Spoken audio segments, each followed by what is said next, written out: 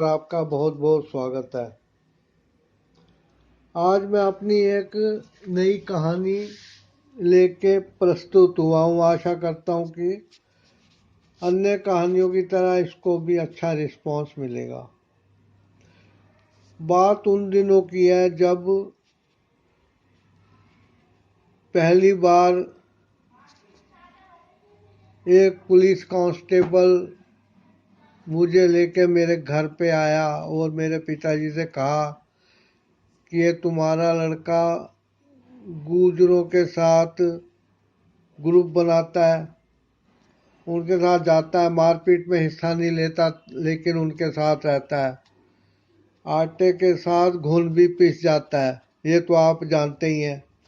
मुझे पता लगा इसी से कि आप रिटायर्ड फौजी हैं, तो मैंने सोचा कि मैं आपके बेटे को लेके आपके पास जाऊं ताकि आप उसे संभाल सकें। मैंने नया नया इंटर पास किया था और वो गुर्जर लड़के जो थे उनसे मैंने अपने क्लास के और स्कूल के कई लड़कों को बात बिना बात के पिटवाया भी था। तो उनके एहसान थे, उन्होंने कहा था जब भी कोई लड़ाई होती है हमारे साथ चलना है तुमने। वैसे मैं अपराधी किस्म का रहा ही नहीं। मेरे पिताजी के मन में पता नहीं क्या आई, वे आर्मी हेडक्वार्टर गए और अपने कमांडिंग ऑफिसर रहे, एक ऑफिसर जो कि अब लेफ्टिनेंट जनरल के रैंक पे थे और पिताजी के कोर के वो हेड थे, चीफ थे। वहाँ जाके उन्होंने बात की और उन्होंने एक लेटर दे के पिताजी के कहा कि जाके लड़के को फौज में करा दो। अब पिता ने कहा कि क्लर्क वगैरह से कम तो मैं कराऊंगा नहीं क्योंकि वो इंटर पढ़ा हुआ है। तो उन्होंने कहा ठीक है। तो उन्होंने अपने लेटर में रिकमेंडेशन करके भेज दे दिया पिताजी को। हम लोग बेंगलोर चले गए।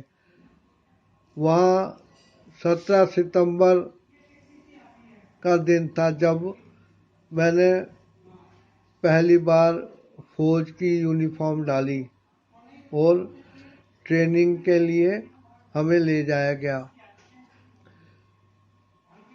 बड़ा अजीब जीवन था। पिता ने कहा था बेटा तुम मीट नहीं खाते, लेकिन यहाँ कुक हाउस में एक चूल्हे पर मीट और एक पे दाल होगी। कुक जो होगा वो एक ही कच्ची दाल में भी मारेगा, मीट में भी मारेगा, तो तुम मीट खाना शुरू कर दो। और मैं पहली बार इतना आज्ञाकारी अपने आप को मानने लगा कि मैंने उसी दिन जाके मीट भी खा लिया। ट्रेनिंग चलती रही, बड़े नए नए अनुभव हो रहे थे। बड़े बड़े बूट डाल के हमें 16-16 किलोमीटर दूर तक भगाने के लिए ले जाया जाता और रास्ते में फिर हमें थोड़ी देर रेस्ट करा के वापस ले आते थे। सारा दिन भाग दौड़ मार पिटाई। एक दिन शाम को जब रोल कॉल के लिए इकट्ठा हुए तो हवलदार मेजर ने कहा कि कल शाम को ऑफिसर मेस में एक पार्टी है, उसमें तुम लोग अपनी मुफ्ती ड्रेस डाल के चलोगे और वहाँ तुम वेटर का काम करोगे। हम लोग ट्रेनिंग से इतने पस्त थे कि हमें लगा कि शायद हमें रेस्ट करने के लिए कोई टाइम मिल जाए, तो हम लोग चले गए। वहाँ जब हम गाड़ी से उतरे और मेस के कमरे में हमें लेके गए तो वहाँ देखा तो पूरा एक शराब खाना ही था। बार पर 2-3 सफ़ेद कपड़े डाले हुए फौजी थे मूँछों वाले, उन्होंने पैक बना के ट्रे में रख रखे थे। तो हमारे साथ आए उस्ताद ने कहा कि तुम लोग भी एक एक गिलास उठा लो। तो मेरे साथ जो ट्रेनिंग में प्लाटून में थे वो तो खानदानी पियक्कड़ से थे। उन्होंने फटाफट गिलास उतार के हलक में उतार लिए और सभी मेरे पीछे पड़े रहे। मैंने कहा नहीं, हमारे घर में कोई शराब सिगरेट बीड़ी तंबाकू नहीं पीता खाता, तो मैं नहीं लूँगा। वो कहने लगा अब तुम फौज में आ गए हो, तुम्हें पीनी पड़ेगी, नहीं तो तुम्हारा गुजारा करना मुश्किल है। मैंने कहा कि गुजारा करने के लिए मुझे बहुत कुछ मिल जाएगा, लेकिन मैं शराब तो पीऊँगा नहीं। वो हंसने लगे, मेरे को बहुत मिन्नतें की। थोड़ी देर के बाद अचानक दो आदमी आए और उन्होंने हमारे इंस्ट्रक्टर को कहा कि फटाफट पकोड़े वाला और दूसरी ट्रे लेके अंदर भेजो, मेम साहब और साहब लोग आ गए हैं। तो मेरे साथी जितने थे उन सबको अंदर जाने के लिए कहा कि जाओ ट्रे उठा के अंदर मेस के हॉल में जाओ। और एक आदमी उनको लेकर गया और उनको समझा दिया गया था कि कैसे ट्रे घुमानी है, कहाँ कहाँ जाना है, पहले कहाँ जाना है, कैसे रिक्वेस्ट करनी है। मना करने के बावजूद झुक कर ट्रे लेके खड़े रहना है ताकि कोई चाहे तो पकोड़े वाला या कोल्ड ड्रिंक ले ले। उसके बाद उनको एक तरफ बिठा दिया गया और हम में से कुछ लोगों को फिर ट्रे पकड़ा के अंदर भेजा गया। लास्ट में करते करते मैं बचता रहा इस चीज़ से, तो मेरा भी नंबर आ गया। मुझे पनीर पकोड़े की ट्रे लेके अंदर जाना था। मैं अंदर गया, मेरी नज़रें झुकी हुई थी और मैं, जैसे कि मुझे बताया गया था, सबसे पहले एक बूढ़ी मोटी सी मेम साहब के पास गया जो कि शायद कमांडिंग ऑफिसर की बीवी थी, और उसको देने के लिए मैं बहुत देर तक झुका रहा। वो एक एक पकौड़ा उठाती रही और अंग्रेजी में गिटपिट करती रही दूसरी मेम साहब के साथ। काफ़ी देर हो गई तो मुझे अब बोरियत होने लगी थी। उसके बाद उसने मेरे को जाने का इशारा किया।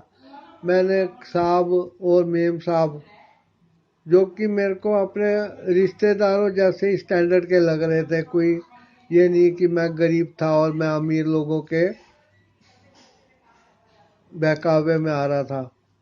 मुझे बड़ा अजीब लग रहा था कि मैं फौज में क्लर्क और स्टेनोग्राफर बनने के लिए, पीए बनने के लिए आया था, और ये ट्रे लेके मुझे वेटर की ड्यूटी दे दी थी।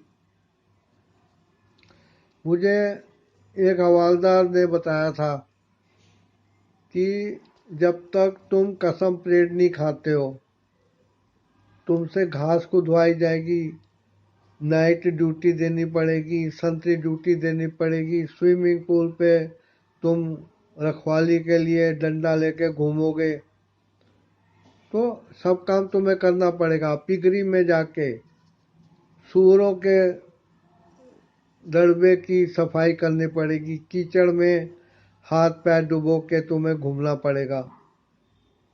तो उसने मतलब ऐसे कच्चा चिट्ठा काट के खोल के रख दिया कि मैं बड़ा हैरान हुआ कि मेरे पिताजी फौज में थे तो क्या ये काम उनको भी करना पड़ा। तो मैंने एक दिन एक से क्वेश्चन पूछ ही लिया था कि ऐसे ऐसे मेरे पिताजी सूबेदार रैंक से रिटायर्ड हैं। वो कहने लगा, अरे साहब को मैं जानता हूँ, वो तुम्हारे साथ सेंटर में तो आए थे। मैं उनको जानता हूँ, बहुत भले आदमी और कलर स्टोर होते हुए भी ईमानदार थे, कभी राशन पानी चोरी नहीं करते थे। मैं बड़ा खुश हुआ था। लेकिन उसने कहा था कि उन्होंने ये किया होगा तो अपने ट्रेनिंग के टाइम किया होगा, उसके बाद तुम्हें भी मौका नहीं आएगा ऐसा करने का। तो उसी लिए कि चलो ये लास्ट और पहला मौका होगा, मैं ट्रे लेके घूमता रहा। थोड़ी देर बाद जब मैंने सबके आगे ट्रे घुमा ली और कुछ पकोड़े ट्रे में बचे थे, मैं उस हॉल से निकलने के लिए दरवाजे की तरफ जा रहा था। इतने में मुझे पीछे से आवाज आई, waiter waiter come here, waiter waiter, सुनते नहीं हो क्या, इधर आओ। तभी एक यूनिफॉर्म में हमारा फौजी खड़ा था। उसने एकदम मेरे को कंधे से पकड़ा और कहने लगा, मेम साहब बुला रही है। मैं पीछे मुड़ा और गाजियाबाद का होने के कारण जो गुस्सा मेरे अंदर था वो फूट पड़ा। मैं ट्रे लेके आगे गया और रुक के मैंने कहा, I am not waiter, I am recruit Karun Kumar, why are you calling me waiter, this is not my duty. मैंने अंग्रेजी में जो झाड़ना शुरू किया तो सारे अफसरों के हाथ पकोड़ों समेत नीचे आ गए और वो मुझे देखने लगे। मैंने जैसे ही ये चीज़ें बोलनी शुरू की कि मैं वेटर नहीं हूँ, मैं फौज में वो वेटर का काम करने नहीं आया, मुझे इस ड्यूटी पे क्यों लगाया गया है, तो जितनी मेम साहब थी, जितने साहब थे, सब अवाक रह गए। मैंने अपने जी की भड़ास निकाली और पकोड़ों को टेढ़ी करके नीचे गिरा के मैं ट्रे समेत कमरे हॉल से बाहर आ गया। बाहर आ गया तो देखा तो काउंटर पे कोई नहीं था। काउंटर का एक आदमी स्टूल पे पीछे की तरफ बैठा था। मैं गया और गिलास से जो रम के भरे हुए थे उनको फटाफट एक एक करके मैंने पीना शुरू कर दिया। इस पर वो भाग के आया और मुझे पकड़ लिया। कहता, अरे पागल, तुम क्या कर रहे हो, ये क्या कर रहे हो, तुम्हारा नुकसान हो जाएगा, इसमें ये चढ़ जाएगी दिमाग पर मैं उससे लड़ पड़ा। इस पर मेरे साथी और इंस्ट्रक्टर जो कि बार काउंटर से बाहर दरवाजे के बाहर थे, वे दौड़ कर आए। तब तक मुझे नशा सा होने लगा था। मैंने देखा मेरे साथियों ने दौड़ के मुझे पकड़ लिया और उठा के ले गए। वहाँ उन्होंने मेरे को एक दरी पे लिटा दिया। सुबह नींद खुली तो सिर फट रहा था। होश आते ही मुझे मैस में डिटेल एक आदमी अपने साइकिल के कैरियर पर बिठा के सेंटर ले आया और वहाँ मेरे को पनिशमेंट देने के लिए मेरी चार्जशीट बनी और उन्होंने कहा कि तुम फौज में सर्विस करने लायक नहीं हो। हम तुम्हारे पिताजी सूबेदार साहब को समझा देंगे कि तुमने क्या क्या किया है। मैं उसी टाइम अपने कमरे में गया और जाके मैंने अपने जो सिविल का सामान मैं साथ लाया था उठा के अपने ट्रंक में भरना शुरू कर दिया। थोड़ी देर बाद दो सूबेदार आए और मुझे लेके कमांडिंग ऑफिसर के दफ्तर ले गए। वो कहने लगे कि देखो बेटा, मैं तुम्हारे पिताजी का कमांडिंग ऑफिसर रह चुका हूँ और अब सेंटर कमांडेंट हूँ। जो कुछ हुआ ये एक रूटीन है, लेकिन ये मौका कभी कभी आता है, ऐसा करना पड़ता है, ये ट्रेनिंग का ही हिस्सा है। फौज में सिखाया जा रहा है कि कैसे सहन शक्ति फौजी को अपनानी पड़ती है लड़ाई के टाइम, पीस के टाइम। उसको आपा नहीं खोलना चाहिए था। तुम्हें कई बार हो सकता है दुश्मन देश में जासूसी के लिए भेष बदल के रहना पड़े और तुम उधर सफाई वाले का, मोची वाले का कोई भी काम कर सकते हो। ये सब तुम्हारी ट्रेनिंग के हिस्से हैं बेटा। उन्होंने मुझे बहुत समझाया। मैंने उसी टाइम सावधान होकर पैर उठाया छाती तक और ठक से पैर फर्श पे मार के उनको सलूट मारा। उन्होंने मेरी चार्जशीट फाड़ दी और आज मैं फौज की सर्विस के बाद घर आ गया हूँ। लेकिन मुझे एक एक स्टेप याद है कि कैसे फौज में ट्रेनिंग होती है। आशा करता हूँ आपका कोई